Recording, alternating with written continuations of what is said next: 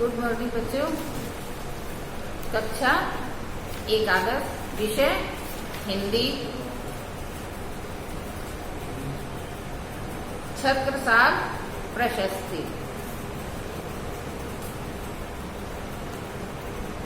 भूषण का पद क्रमांक 6 और छत्रसाल प्रशस्ति का पद क्रमांक 1। निक्सम म्यान सो मयूखे प्रलय भानु कैसी हारे तम तुम से गयंत के जाल को लागत लपट कंठ बैरिन के नागिन सी रुद्धि रिझावे दे दे मुंडन के माल को लाल क्षितिपाल छत्रसाल महाबाहुबली कहाँ लो बखाने करो तेरी करवाल को प्रतिभट कटक कटीले केते काट काट कालिका सी तिलक कलेव देती काल को। बच्चों, प्रस्तुत पद में जो रचनाकार हैं उन्होंने जो शिवाजी हैं उन्होंने उनके परम यशस्वी हिंदू धर्म के संरक्षक एवं महाप्रतापी छत्रसाल की जो तलवार है उस तलवार का वर्णन बहुत सुंदर ढंग से किया है कि निकसत म्यानते मयूखे प्रलय भानु कैसी थारे तम तोम में गयंदन के जाल को। जो महाकवि भूषण हैं वो कह रहे हैं कि जो छत्रसाल की तलवार है वह जब म्यान से निकलती है तो म्यान से निकलते ही वह प्रलयकालीन जो सूर्य है प्रलयकालीन सूर्य के समान प्रचंड और भयानक रूप से चमकने लगती है। और कैसी लगती है कि थारे तम तोम में गयंदन के जाल को, और ऐसी प्रतीत होती है कि जैसे घने अंधकार के समान काले और विशाल हाथियों के समूह को चीर देती हो। काले अंधकार के समान विशालकाय हाथियों के समूह को चीर देती हो। कि लागत लपट कंठ बैरिन के नागिन सी रुद्रई रिझावे दे दे मुंडन के माल को। ऐसा प्रतीत हो रहा है कि मानो यह तलवार सर्पणी के समान, कैसे सर्पणी के समान शत्रुओं के कंठों में लिपटकर, सर्पणी के समान शत्रुओं के कंठों में लिपटकर उनके प्राणों को हर लेती है। कि रुद्र ही रिझावे दे दे मुंडन के माल को। और रचनाकार कह रहा है कि यह इस प्रकार मुंडों की माला को देकर शिव जी को प्रसन्न करती है। कि लाल क्षितिपाल छत्रसाल महाबाहुबली कहाँ लो बखान करो तेरी करवाल को।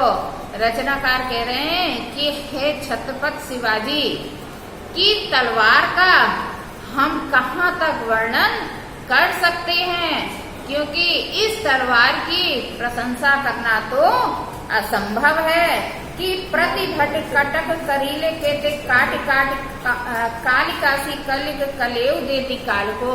रचनाकार कह रहा है कि यह तलवार छत्रसाल की जो ये तलवार है वह तलवार कांटेदार झाड़ियों के समान दुखदाई जो शत्रुओं की सेना है उस सेना को काट काट कर काली देवी के सामने किलकारी मारती हुई यमराज को नाश्ता करा रही है। यानी कलेव देती काल को, माने काल यानी यमराज को कलेव करा रही है।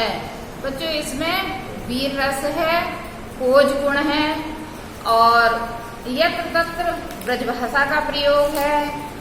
और अतिशयोक्ति उपमा, जहाँ पे सी शब्द लगा हुआ है वहाँ पर उपमा अलंकार है।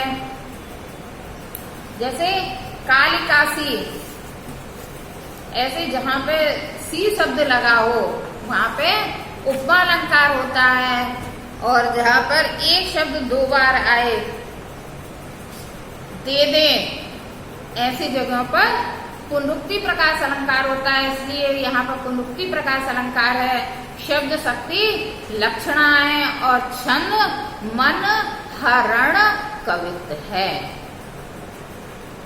अगला पद, भुज भुज गेस की वे संगनी भुजंगनी सी, खेद खेद खाती दीर दारुण दलन के, बखतर पाखतर बीच धसी जात मीन, पैरी पार जात परवाह जो जलन के, रया राव चंपत के छत्रसाल महाराज भूषण सके करी बखान को बलन के, पंछी पर छीने ऐसे परे पर छीने वीर, तेरी बर छीने हैं खलन के। बच्चों, प्रस्तुत पद में जो पूर्व पद है उसी के समान इसमें भी छत्रसाल की जो तलवार है उस तलवार की प्रशंसा करते हुए रचनाकार ने लिखा है कि भुज भुज गेस की वे संगनी भुजंगिनी सी, माने छत्रसाल जिस प्रकार से शेष नाग के साथ नागिन निवास करती है, उसी प्रकार से तुम्हारी भुजा के साथ यह तलवार हमेशा हमेशा रहती है, हमेशा उसके साथ रहती है। और खेद खेद खादी दीर दरुण दलन के, और यह तलवार जो शत्रुओं की सेना है, कितनी भी बड़ी सेना हो, उस सेना के बीच में घुसकर उनको खदेड़ खदेड़ कर खा जाती है। कि बखतर पाखतर बीच धस जाती मीन, माने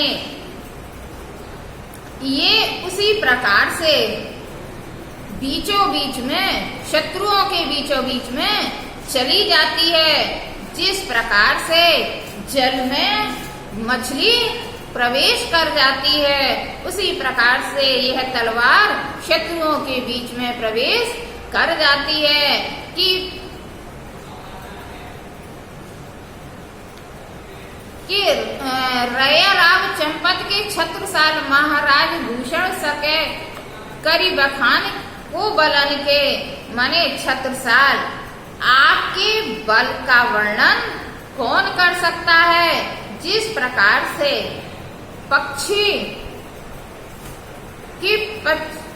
पक्षी पर छीने ऐसे परे पर छीने वीर, तेरी बर छीने हैं खलन के। जिस प्रकार से पक्षी के पंख कट जाने पर वह शक्तिहीन निर्जीव होकर जमीन पर गिर जाता है, उसी प्रकार से तुम्हारी जो बर्छी है, बर्छी ने जो शत्रु हैं, शत्रुओं की शक्ति को छीन कर दिया है। वे भी पंख कटे जैसे इस पृथ्वी पर गिर पड़े हैं। अर्थात अपनी तलवार से तुमने शत्रुओं की शक्ति को नष्ट कर दिया है। बच्चों, इसमें भी आपका पूर्व वाला ओज गुण है, वीर रस है, शैली मुक्तक है, अलंकार, यहाँ पर 2 सी आई है, वहाँ पर उपमा है, खेद खेद ऐसे यहाँ पर पुनरुक्ति प्रकाश है, और कवि छंद जो है वो मन हरण कवित्त है। बस आज का यहीं पर